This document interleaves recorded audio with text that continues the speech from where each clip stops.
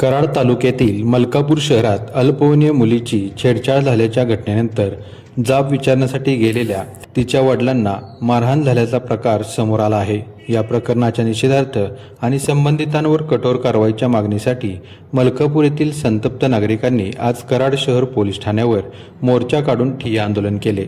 मिळालेल्या माहितीनुसार 2 दिवसापूर्वी काही विद्यार्थ्यांनी बॉस म्हणत अल्पवयीन मुलीची छेडछाड केली। या घटनेबाबत जाब विचारण्यासाठी गेलेल्या पीडित मुलीच्या वडिलांना 8वी ते 10वीतील काही विद्यार्थ्यांसह एका 35 वर्षीय व्यक्तीने मारहाण केल्याचा आरोप करण्यात आला आहे।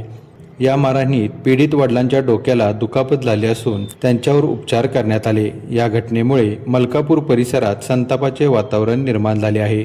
आज नागरिकांनी कराड शहर पोलीस ठाण्यावर मोर्चा काढत ठिय्या आंदोलन केले। यावेळी वरिष्ठ पोलीस निरीक्षक दत्तात्रय दराडे यांना निवेदन देऊन संबंधित आरोपींवर कठोर कारवाई करण्याची मागणी करण्यात आली।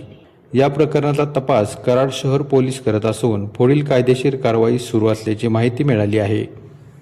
यामध्ये आम्ही आता पोलीस प्रशासनाला निवेदन दिलेलं आहे। सकल हिंदू समाज मलकापूर यांच्या मार्फत आम्ही आता निवेदन दिले आणि साहेबांना सांगितलंय की निर्भया पथक आणि पेट्रोलिंग त्या ठिकाणी वाढवावं आणि शाळा प्रशासनाला पण आम्ही निवेदन दिलेलं आहे की आमच्या मुलींचं संरक्षण तुमच्याकडे झालं पाहिजे, अन्यथा आम्ही सर्व ऍडमिशन शाळेतून काढून टाकू। माझ्या मुलीला मी शाळेतून बाहेर घेऊन आल्यानंतर रोडला बाजार रोडला ते दोघं तिघांनी ओरडून चिडवलं। नंतर मी रिटर्न मागं फिरून विचारला गेलो तर माझ्या अंगावरती 10-12 जण आलंय। त्यानंतर तिकडून इर्षादला त्याने फोन केला, इर्षाद तिथं आला आणि त्याने माझ्या मारहाण केली ठरलं आणि इर्षादनं मला दगड मारला। यामध्ये जे पहिली 5-6 जण मारले होते ते सगळे शाळेतली मुलं होती। शाळेतली मुले 10वीची होती, सगळी 10वीची, 9वी 8वीची एक दोघच होती ती। तुमच्या मुलीला वारंवार चढवलं जात होतं, हे घटना तुम्ही शाळेला किंवा तुम्हाला मुलीला कधी सांगितलं? एका वर्षापूर्वी सांगितलं होतं।